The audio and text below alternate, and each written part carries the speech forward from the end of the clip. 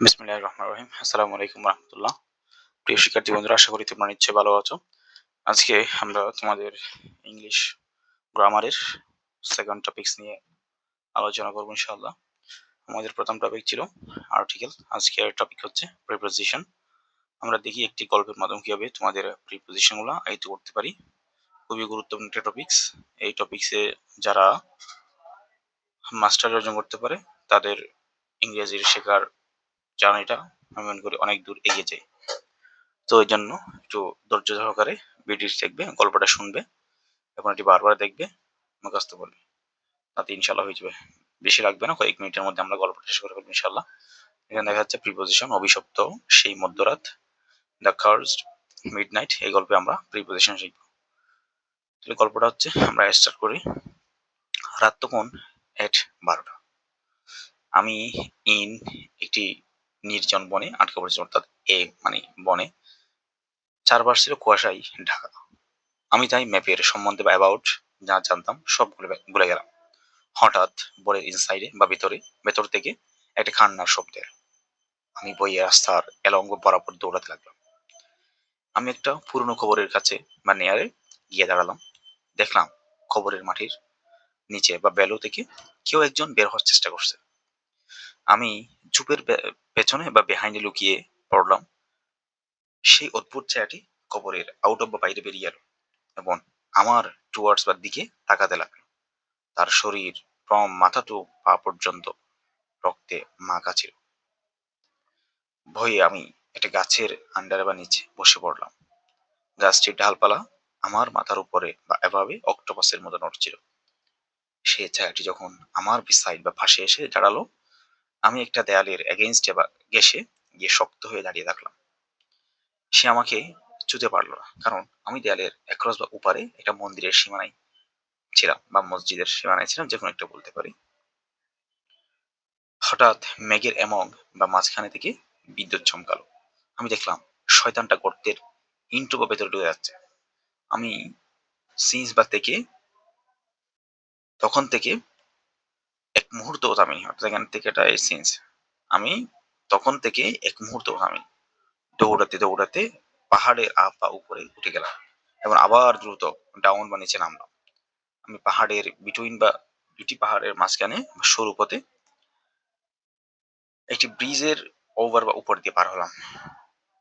অর্থাৎ দুইটা পাহাড়ের মাঝখানের পথ দিয়ে আমি সরু পথ দিয়ে একটা ব্রিজের উপরে পার হলাম। নদীর পানির বিনিত বা নিচে অদ্ভুত সব চোখ আমার দিকে তাকিয়েছিল। আমি উইদাউট কোনো অস্ত্র ছাড়াই বা উইদাউট অস্ত্রই লড়ছিলাম। সারা রাত বা থ্রু আউট আমি মৃত্যুর সাথে লড়লাম। বেয়ন সাধ্যের বাইরে ছিল আমার ভয়। আমি একটি সুড়ঙ্গের থ্রু বা ভেতর দিয়ে পার হয়ে লোকালয়ে পৌঁছালাম। আমি হাটগড়ির দিকে তাকালাম বা দিকে তাকালাম। সূর্য ওঠার বিপুল বা আগে আমি বেঁচে ফিরলাম। সেই অভিজ্ঞতার আপনার পরে আমি আর কখনো বনের অফ বা দূরে থাকা ওই পথে যাইনি। আল্লাহকে ধন্যবাদ যে আমি ওই দিন বা ভেতরে কয়েক ঘন্টার মধ্যেই বা কয়েক ঘন্টার মধ্যেই বাড়ি ফিরতে পেরেছি। এখন আমি আমার প্রিয় বিড়ালের সাথে খাটের অন বা উপরে বসে এই গল্পটি লিখছি। এক্সেপ্ট বা ব্যতীত এই ভয়ঙ্কর রাত্রি ব্যতীত আমার জীবন বেশ শান্ত ছিল। আমি এখন জানালার বা পথ দিয়ে ভোরের আলো দেখছি। এই ছিল আমাদের গল্প। বেশি লাগে নাই, 1 মিনিট। এখানে যে প্রিপোজিশন গুলো ইউজ হয়েছে ওগুলো দিয়ে দিচ্ছে, যেমন অর্থ সহ, এমন এড সময় বা দিকে বোঝাতে, ইন মধ্যে বোঝাতে, বা সম্বন্ধে বোঝাতে, ফ্রম হতে পারছে থেকে, ইনসাইড ভেতরে, অ্যালং বরাবর, নিয়ার নিকটে বোঝাতে, তারপর হচ্ছে আপ উপরে উপরে গতিশীল বোঝাতে, ভ্যালু নিচে বা নিচে লেভেলে, বিহাইন্ড পেছনে, তারপর হচ্ছে এখানে আউট অফ বাইরে, টুয়ার্ডস দিকে বোঝাতে, উইথ সাথে বা দ্বারা বোঝাতে, টু দিকে বা প্রতি বোঝাতে, আন্ডার নিচে বোঝাতে, তারপর অ্যাভাব উপরে বা স্পর্শহীন বোঝাতে, বিসাইড পাশে, তারপর হচ্ছে এগেইনস্ট বিরুদ্ধে বা ঘেঁষে বোঝাতে, অ্যাক্রস উপরে বা আড়াআড়ি বোঝাতে, অফ এর বোঝাতে, অ্যামাং অনেকের মাঝে, তারপর ইনটু ভেতরের দিকে গতি বোঝাতে, সিন্স থেকে আমার নির্দিষ্ট সময় বোঝাতে, ডাউন নিচে নামা বোঝাতে বা নিচে বোঝাতে, থ্রু ভেতর দিয়ে বোঝাতে, বিটুইন দুইয়ের মাঝে বোঝাতে, ওভার উপর দিয়ে, বিনিথ নিচে বা তলে দিয়ে বোঝাতে, উইথ ছাড়া উঠতে, তারপরে থ্রু আউট পুরোটা জুড়ে বোঝাতে, বেয়ন্ড সাধ্যের বাইরে বোঝাতে, আর বিফোর মানে হচ্ছে আগে বোঝাতে, আফটার পরে বোঝাতে, অফ বিচ্ছিন্ন বা দূরে বোঝাতে, উইদিন সময়ের ভেতরে কোনো সময়ের মধ্যে বোঝাতে, অন উপরে বা লেগে থাকা বোঝাতে, ভিয়া পদ দিয়ে বা মাধ্যমে মাধ্যম বোঝাতে ভিয়া ইউজ হয়। তারপর অ্যাকসেপ্ট ব্যতীত বা ছাড়া অর্থে, ফার্স্ট অতীত বা পাশ কাটে বোঝাতে ডিউরিং চলাকালীন। এই ছিল আমাদের এই প্রিপোজিশন গুলা। এই যে বেশি প্রিপোজিশন কোথাও ইউজ হয় না, এগুলো যদি ভালো করে পড়তে পারো, ভালো করে জানো, তাহলে সেক্ষেত্রে দেখা যাবে তোমার প্রিপোজিশন বসানোর ক্ষেত্রে বা ইউজ করার ক্ষেত্রে কোনো ঝামেলা হবে না। তাহলে এখানে এই গল্পের মধ্যে কোথায় কি বসছে, যেমন এখানে এই যে রাত তখন এট 12টা অর্থাৎ শোনার সময়ের আগে, সময়ের আগে এট বসে। আমি একটি নির্জন বনে, এই যে এ বোঝাতে ইন বসছে এখানে। তারপর এখানে কোনো কিছু সম্বন্ধে বা সম্পর্ক বোঝাতে অ্যাবাউট বসছে। তারপর হচ্ছে এখানে এই যে বনের ভেতরে, ভেতরটাকে বোঝাতে ভেতরে দিয়ে বোঝাতে ইনসাইড। তারপরে বরাবর বা এপার ওপার বোঝাতে এলং। তারপর এখানে নিয়ার কাছে বোঝাতে নিয়ার বসছে। তারপর এখানে মাটির নিচে বোঝাতে ভ্যালু। তারপর হচ্ছে এখানে জুপের পেছনে বোঝাতে বিহাইন্ড।